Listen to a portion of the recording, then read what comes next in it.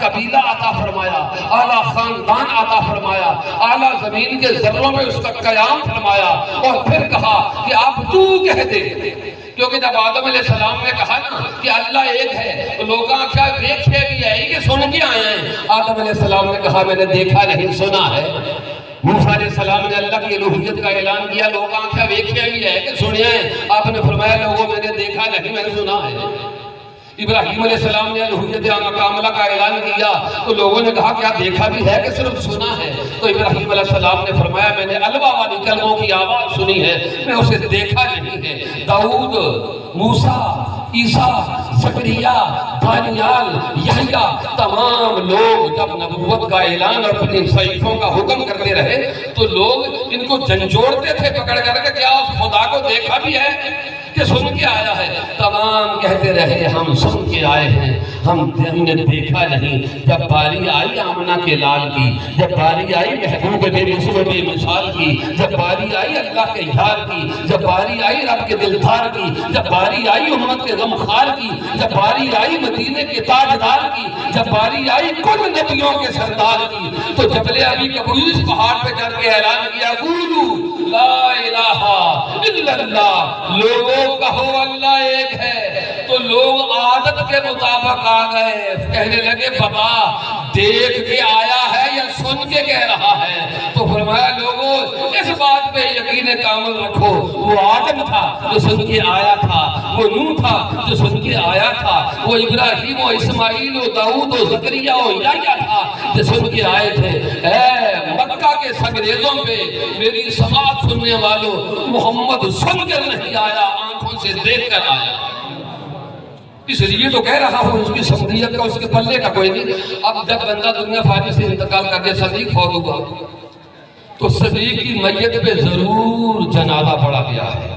جو بندہ فوت ہو اس کی میت پہ جنازہ پڑھا جاتا ہے۔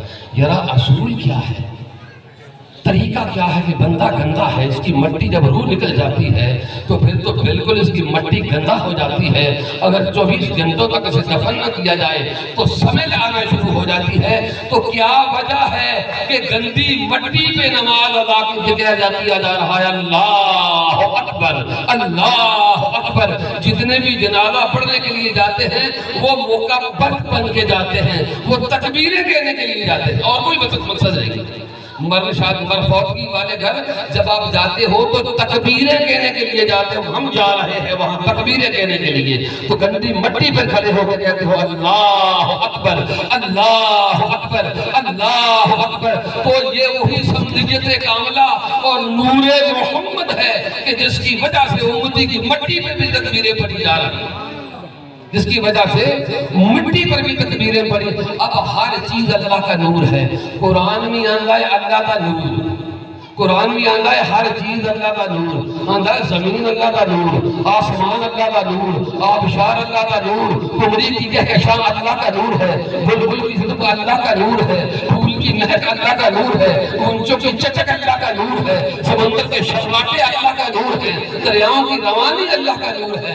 ہر چیز مومن آج مسلمان ہر چیز میں نور مانگتا ہے سوائے محمد الرسول اللہ صلی اللہ علیہ وسلم۔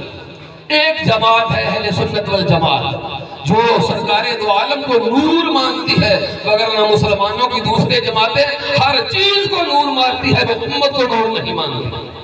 کہو نا کہ دیکھو سلیمان علیہ السلام کا امتی تھا آصف بن برخیہ، اس نے اشارہ کیا تو بلقیس کا تخت آ گیا، اب قرآن گواہ ہے، انکار کوئی نہیں کر سکتا۔ تو جب کہا جائے نا کہ ابلیس، جب کہا جائے نا تخت آیا ہے سلیمان علیہ السلام کا اور لے کر اشارہ کرنے والا ہے آصف بن برخیہ، اشارہ کرنے والا ہے آصف بن برخیہ، تخت آیا ہے بلقیس کا، سب مسلمان ماننے کے لیے تیار ہیں کہ قرآن کی بات ہے، نہ مانیں گے تو بے ایمان ہو جائیں گے۔ تو جب کہو کہ بیڑا ترایا ہے غوث اعظم نے، ساتھ ہی کفر کے فتوے لگنے شروع ہو جائیں گے۔ وہ بھائی آصف بن برخیہ غلام ہے اور غوث اعظم اس کا امام ہے۔ آصف بن برخیہ کجا محمد کجا سلیمان، کتھے میرے علی کتھے تیری ثنا، محمد ایک آقا ہے اور سلیمان اس کے غلام ہیں، اور بنی اسرائیل کا ولی اگر آنکھ چپکنے سے پہلے تخت لا سکتا ہے تو محمد کی امت کا ولی آنکھ چپکنے سے پہلے کروڑوں عقیدے کے بیڑے غرق ہوئے ترا سکتا ہے۔ فرق صرف اپنی بات سمجھنے کا ہے۔ گولڑے والا پیر آندا ہے کہ او پیران دا پیر جدا سر مشرکہ سوٹا کھڑکے ہو، او پیران دا پیر تے قیامت تک دنیا سڑ سڑ کے مر چلی ہے عبدالقادر دے مقام تے کہ اللہ نے مقام کیوں عطا کر دیتا ہے۔ وہ دعا کرنے والا عبدالقادر تے بیڑی تریے مائی دی تے تران والا اللہ ہے، بھئی ٹینشن کس چیز کی ہے؟ فرمایا او پیران دا پیر جدا سر مشرکہ سوٹا کھڑکے ہو، بہتیاں آکھیاں وچ او وسدا، کچھ آکھیاں وچ اڑگے ہو، کٹیا رتبہ نصیر نہ اسدا، سہ مر گئے سڑ سڑ کے ہو، عبدالقادر پیر میرا جرا تار دے وے ہاتھ پڑ کے۔ تو عبدالقادر جیلانی جتنے بھی روئے زمین کے ولی ہیں تمام صفات محمدی کے مظہر ہیں، اور بغداد والا پیر ذات محمدی کا مظہر ہے۔ جتنے بھی ولی ہوئے کسی نے نقش آدم علیہ السلام پہ سلوک کی منزل کو طے کیا، کسی نے نقش نوح علیہ السلام پہ اپنے سلوک کی منزل کو طے کیا، کسی نے نقش موسیٰ و عیسیٰ پہ سلوک کیا۔ اے بغداد والو عبدالقادر تنہ تنہا وہ روئے زمین کی شخصیت ہے جس نے اپنی سلوک کی منزل کو طے کیا ہے، تو ناز محمد رسول اللہ پر یہ تنہ تنہا ہے جس نے ناز محمد رسول اللہ پہ طے کیا ہے۔ تو آج اللہ اگر کسی کو کوئی مقام دینا چاہے، اگر صدیق کے پاس وہ مقام نہ تھا تو دنیا سے چلا گیا ہے، تو قبر کے اللہ مقام دے دے تو جلنے والی بات کوئی نہیں۔ دینے پہ جب کریم کا دل آتا ہے تو دامن میں پھر گدا کے مستقل آتا ہے۔ قبر کی تمام عالم کی منزلیں جو ہے عالم حجاب کی ان کو طے کروانے والا اللہ ہے، تاکہ زندگی کے اندر بندے کو وہ مقام عطا فرمائے یا بعد الموت اللہ رب العالمین بندے کو مقام عطا فرمائے۔ اس بندے کا وہی مقام اسے ملتا ہے جو اسے اللہ رب العالمین عطا کرتا ہے۔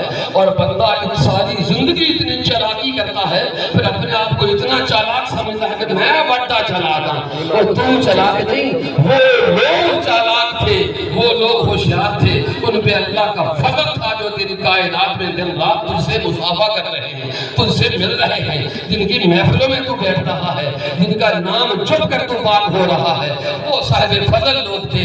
اس لیے اللہ رب العالمین نے فضل کی چھتری لگائی ہوئی ہے۔ آج تو بھی بخشا جا رہا ہے، آج تیرا بھی بیڑا پار ہو رہا ہے، سب کا بیڑا پار ہو رہا ہے۔ اس لیے ہر چیز اگر اللہ کا نور ہے تو اللہ کے نور کے ساتھ ساتھ مومنین کی جماعت بھی اللہ رب العالمین کا نور ہے۔ تو دعا کرو تمام حضرات کے پروردگار عالم ہم جس مقصد کے لیے آئے ہیں اس مقصد کو کامیاب و کامران رکھ، اور ہمارے گھروں میں پہنچنے سے اپنا فضل فرما دے۔ وآخر دعوانا ان الحمدللہ بالعالمین۔ پڑھ لو بولو والا